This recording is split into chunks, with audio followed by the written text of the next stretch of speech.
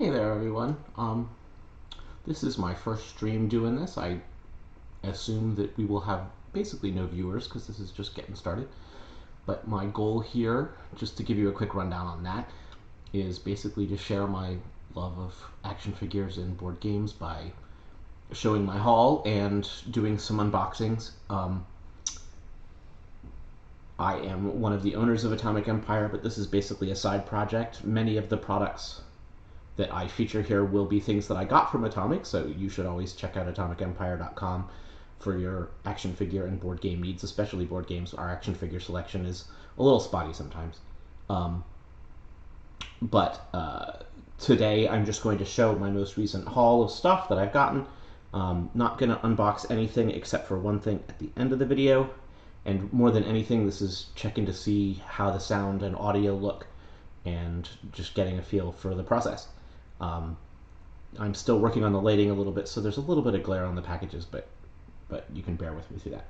So today I have a selection of random stuff along with what my current active collecting focus has been on the early 2000s, early to mid 2000s and 2010s 3.75 inch G.I. Joe figures.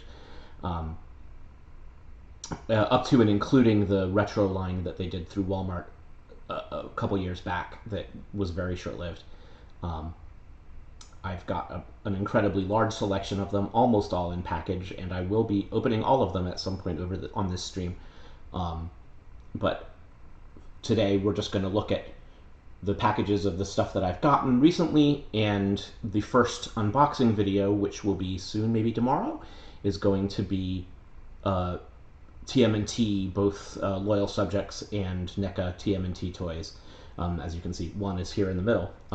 So recently, just today, I received the Spider-Man and Morbius 2-pack from Marvel Legends. It's a Walmart exclusive. The other two Walmart exclusive Marvel Legends are in the mail. That would be the Mr. Fix-It Hulk and the Bucky Captain America, both of which I'm pretty psyched about. Those look pretty great. The Fugatoid is actually not a super new product, but is something I was able to get from Atomic.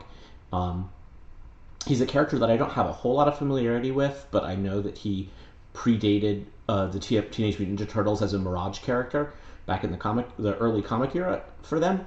And as I understand it, he appears in seasons 3 and 4 at least of the Teenage Mutant Ninja Turtles CG cartoon, which my kid and I have been watching, so we haven't gotten to that point yet, so I'm curious to see him show up there. I'm also a huge Transformers fan. I'm not going to do a whole bunch of Transformers unboxing because most of my Transformers are already unboxed, but as I do unboxing with them, I intend to bring out some of the previously opened Transformers for comparing and contrasting with anything new. What we have here is the Shattered Glass, Rodimus, and Sideswipe. Shattered Glass is the Transformers equivalent of the Mirror Universe, where good guys are bad guys and vice versa.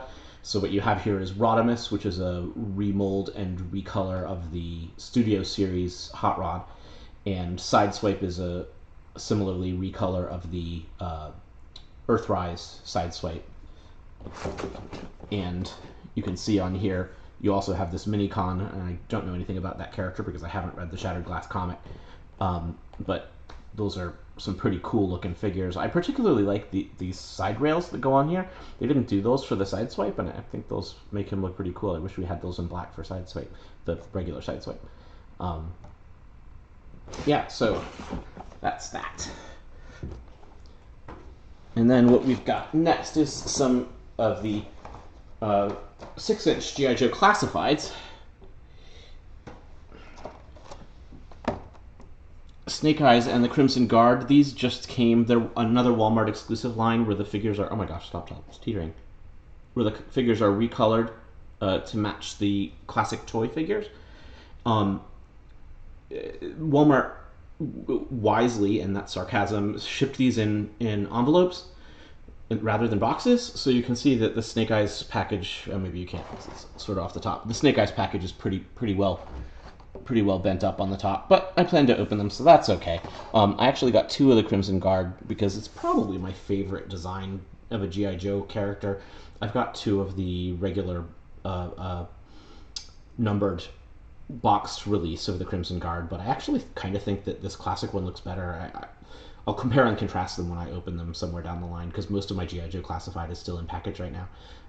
But if I recall correctly, the original release of the Crimson Guard has a mostly black face, and I think the silver mask looks pretty cool. So these are really nice. This is the original first style of Snake Eyes. You can see he's got the goggles there, and I think the only time they've done this version was in the pack with the Timber the Wolf. But this is a completely black version, which is fairly different from what they've done in the other boxes for this guy. So pretty excited about that one too. Then I have some random stuff, super random. That's brand new. This is very not new.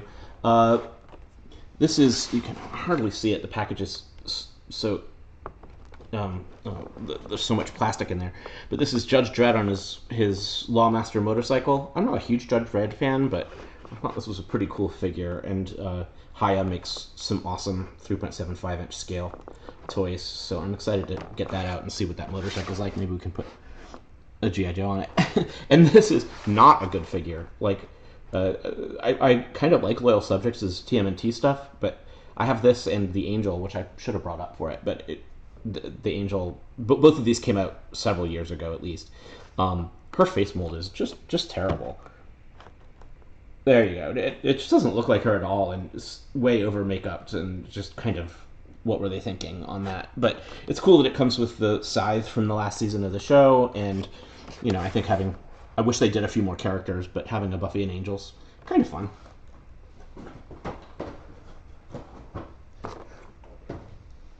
Then 2 out of 3 of these. The third one's not out yet. It's coming soon. They are doing. I am mostly not buying the vintage collection Star Wars figures, although that may change in the near future, largely because I think this HasLab Kickstarter for the Ahsoka and Rebels Ghost is kind of hard to pass up even at $500. I haven't decided whether I'm going to for sure, but what we have here is they're doing a third one, and the third one's probably my favorite of the 3. Are recolors of the standard Boba Fett vintage figure in different comic book forms, so or different classic forms. Like the one on the left here is colored to look like the original Kenner toy.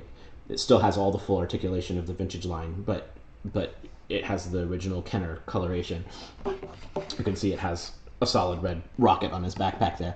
And this is colored like the Dark Horse era comics. I don't remember exactly which series, but it's Cam Kennedy's art on the card there, and he's the guy who drew Dark Empire, which was Dark Horse's first Star Wars series way back in the day, which was originally actually solicited as a Marvel series, and then Marvel lost the license, and it languished for years until Dark Horse picked it up and published it. I remember having a Marvel catalog of previews of their upcoming year of books, and one of the things in it was Star Wars Dark Empire, and that was several years prior to Dark Horse's publication. Oh, Death, Lies, and Treachery. I'm sorry, it's right there on the package. Yeah, that was a Boba Fett specific series that Kim Kennedy drew. But the third one is based off of the Marvel comics and is colored like the classic cover of, I want to say, number 68, which has Boba Fett on the cover. But these are pretty slick, and I'm a huge Boba Fett fan, not as much as like Toy Galaxy guy, but I like Boba Fett quite a bit. So there you go, those 2. Then a couple non-toys. Just finally picked up this. I'll do an unboxing on that shortly. It's a board game which has a number of expansions coming, but it's got, if you look at the back,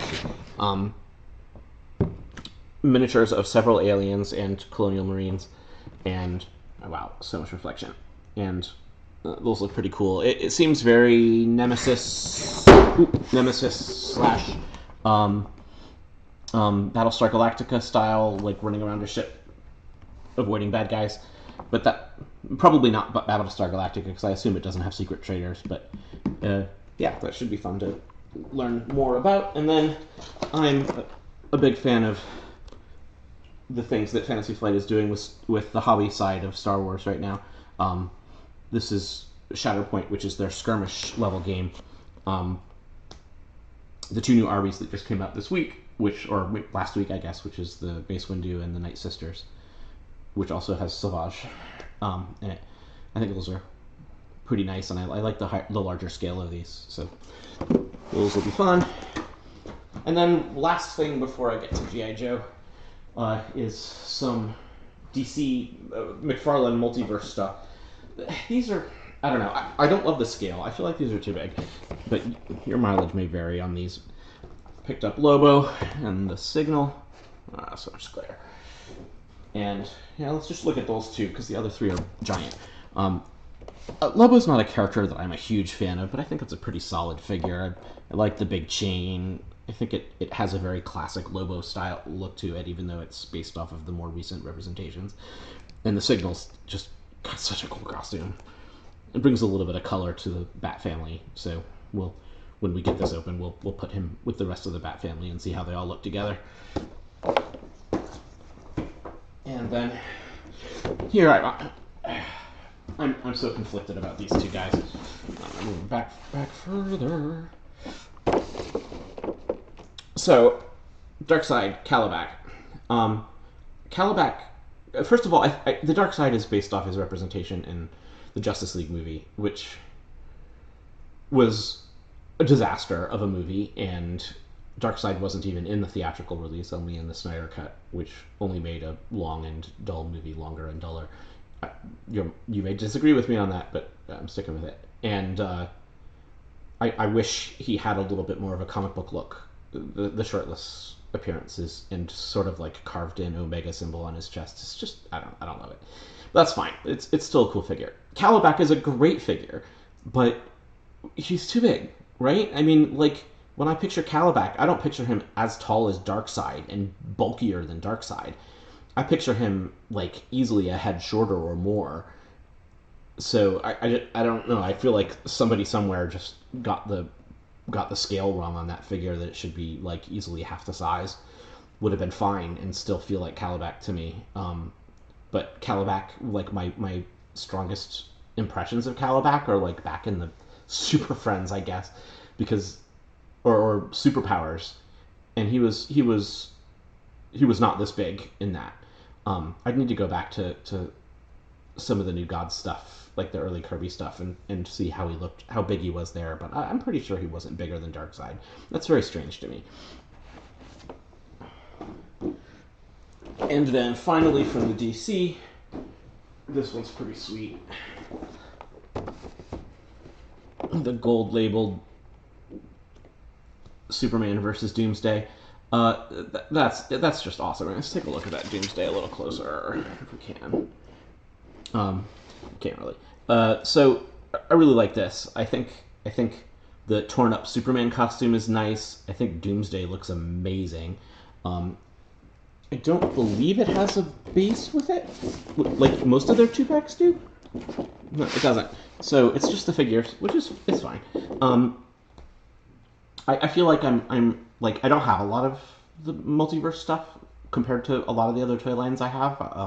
I have not been a completionist on it at all, but I feel like I'm already getting too many Superman figures.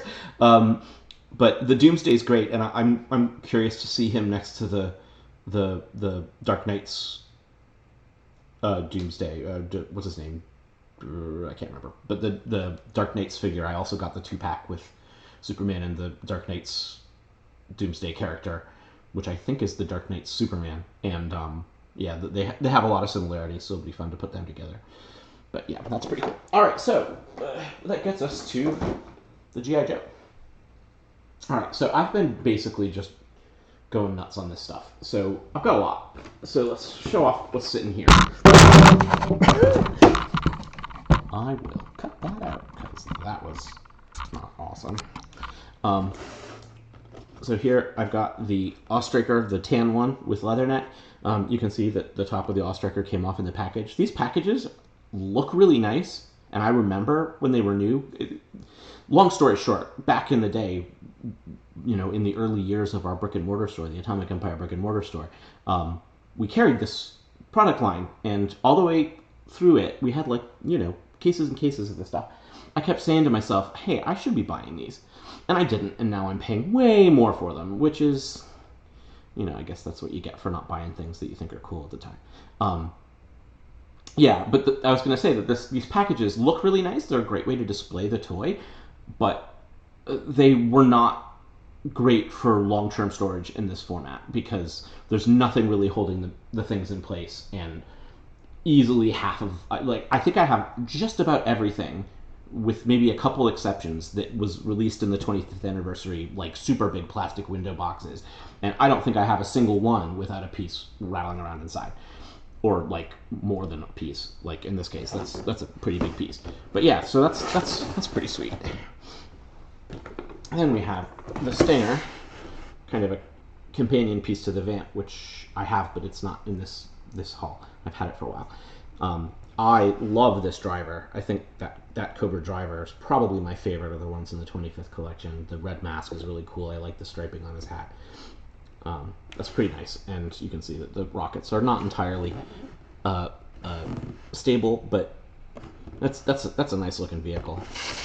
It's interesting to me that they applied some of the stickers on these toys, but I think there's still a sticker sheet included.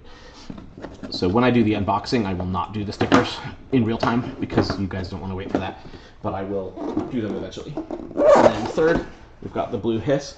I like that Cobra driver too. The camo pants are pretty sweet. I already have a blue Hiss, the retro collection one, but I really liked this driver, and you can't have too many Cobra Hisses. Because I'm crazy like that, I have sort of a list of all the G.I. Joe vehicles I have, and I have a fairly imbalanced towards Cobra, something like 30 G.I. Joe vehicles and 40 Cobra vehicles, but it's worth noting that that's counting things like Flight Pod, Trouble Bubbles, and Claws, which are much smaller than most of the G.I. Joe vehicles. So it'll be interesting to see when we've got everything unpacked, how volume-wise, whether it looks like I have more Cobra or more G.I. Joe stuff. On this one, a little bothered by these stickers. Not perfectly straight. I've got the black Hiss, and it's even more crooked. That's just, I guess, the downside of stickers being pre-applied, is you never know if they're going to be applied well.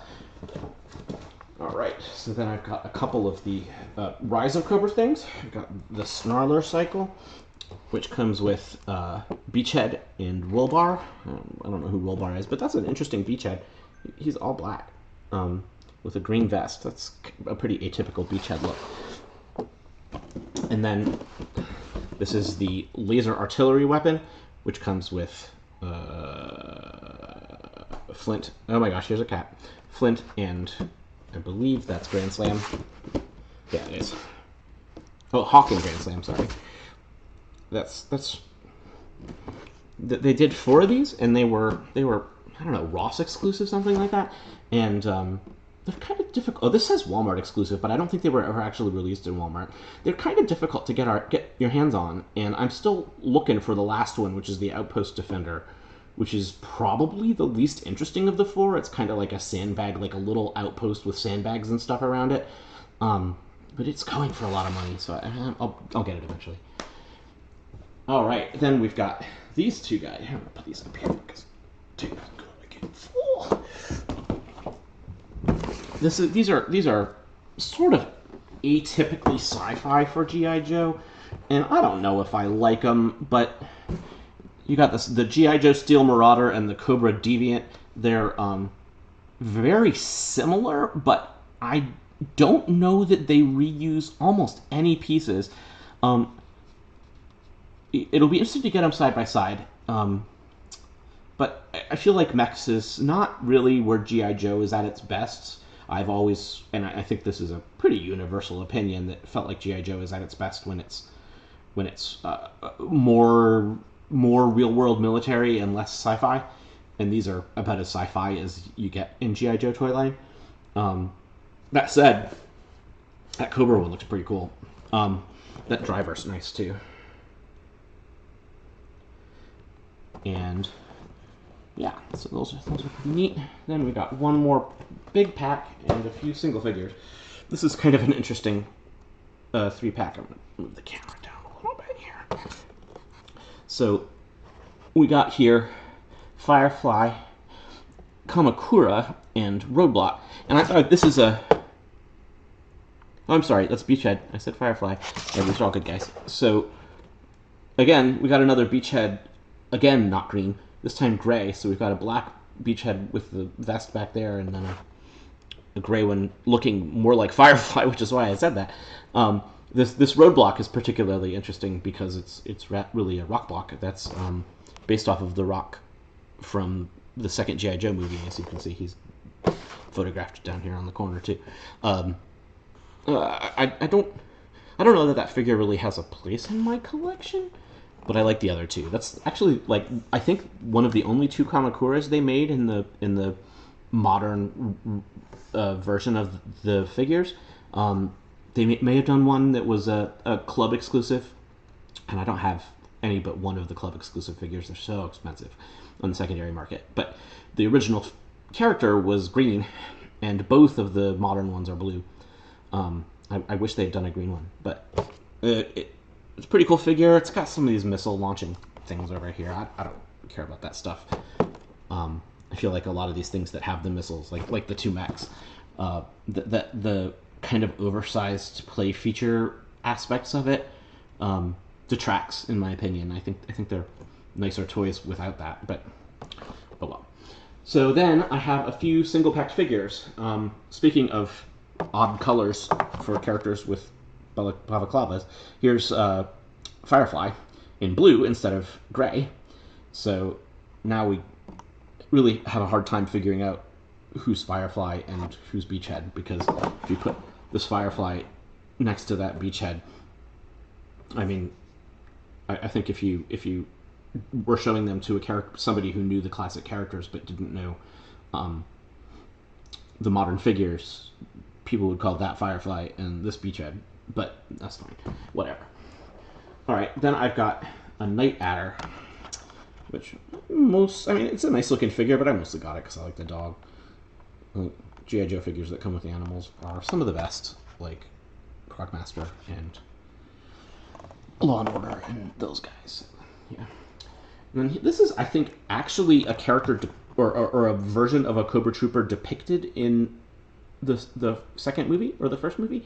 I haven't seen the movies in so long. I don't really remember, but and I don't care for most of these the Vipers that are using the movie design, but the shiny red's pretty sweet. Like the giant gun with a missile in it. That's going straight in a bin. I'm certainly not going to display this figure with that weapon because that's ridiculous. But this is a Crimson Neo Viper, Cobra Royal Guard. Then the last 2, which I'm going to bring on together, are a Viper and Cobra Commander. And these are both kind of late releases, and I got these at the same time because I discovered, as I was researching all these toys and which ones I want, that they did a late release on Vipers and Cobra Commander with a chrome mask. How cool is that? Like, all the ones before are silver paint. The chrome is so sweet. That just makes such a cool figure. And honestly, that Cobra Commander is just solid. Like, he comes with this silly helicopter backpack, and we can all just agree that that's ridiculous. Although I may display some figure with that, it won't be Cobra Commander. I appreciate that he comes with a second head with the hood. That's nice. But man, look at that chrome. Look at that chrome. So cool. And just a general, like, out of the 3.75 inch figures, that may be just the best, like, traditional Cobra Commander that they've ever done. It's pretty sweet. I'll take a closer look at this Viper too.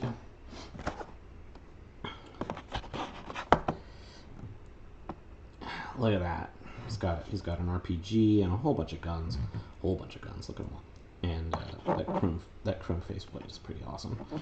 Well, I almost need more than one of these. We'll cross that bridge when we come to it. Pretty cool though. And okay, I'm gonna get this G.I. Joe out of the way real quick for our last show and tell and an actual unboxing while we're here.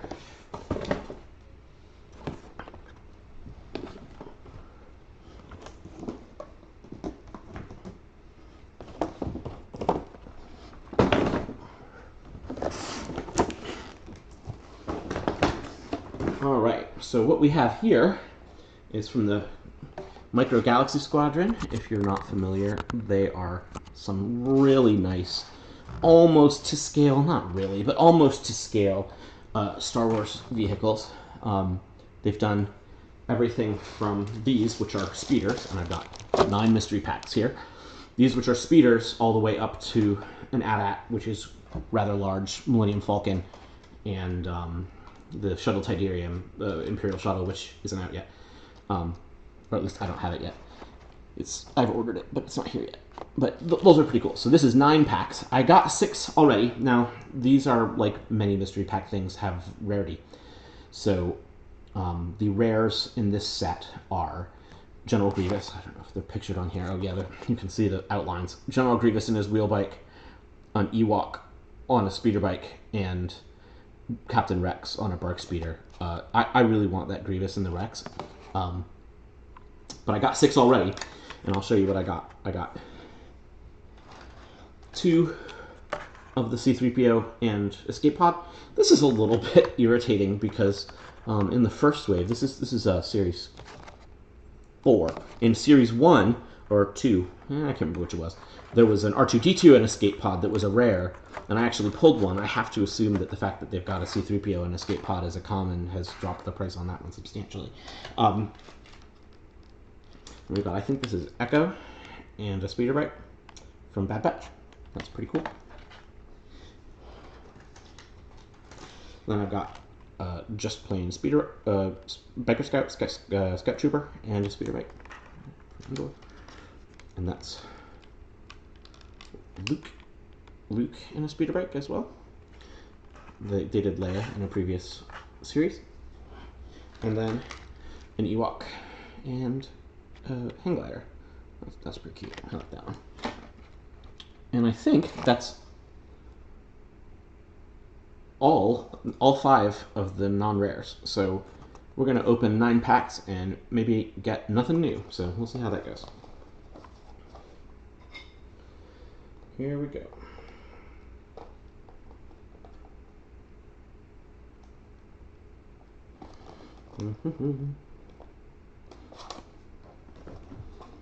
Pack number 1 is another Scout Trooper.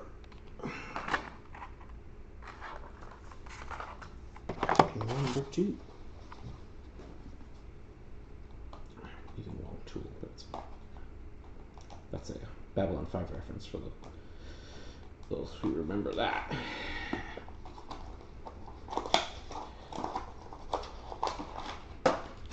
There we go.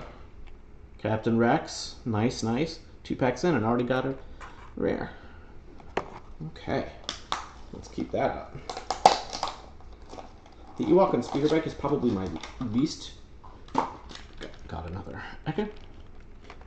Out of the rares, the nice thing about the Ewok on the speeder bike is the speeder bike's on fire, so it's pretty funny. But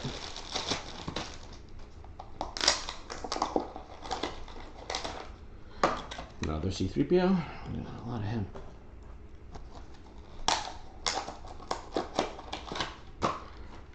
Another Echo.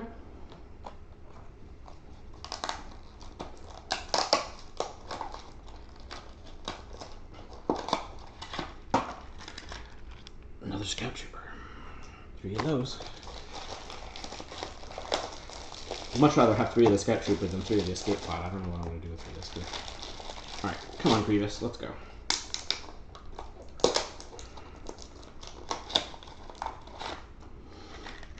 Another Ewok. It's not a bad one to have 2 of.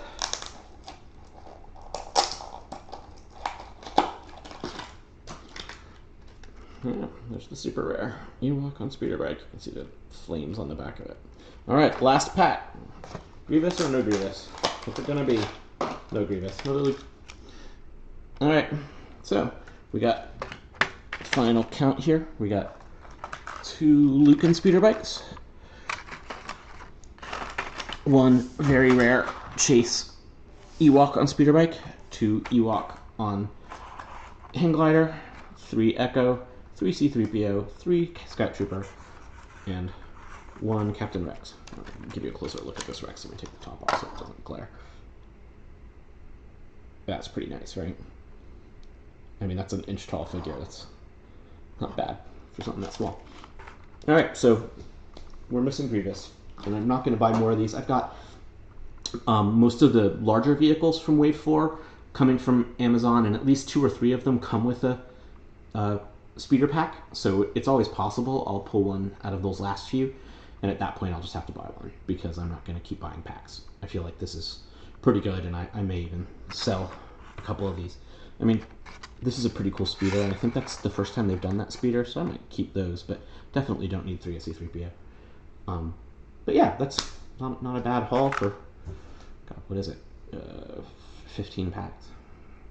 All right, so that's all I had for today. I hope you guys enjoyed it, and I'm going to get this over on YouTube so people can watch it again if they want to.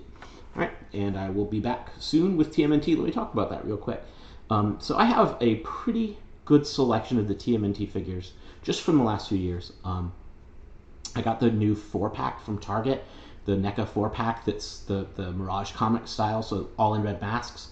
And really, I really like the way they're doing the comic look instead of the cell shading that Marvel Legends is doing on some of those like cartoon X-Men and Spider-Man figures, which I think I'll bring out just to compare, because I feel like what NECA's doing with just putting the black lines on it so it makes it look like it's a comic book because it's got the inking on it is a really nice look.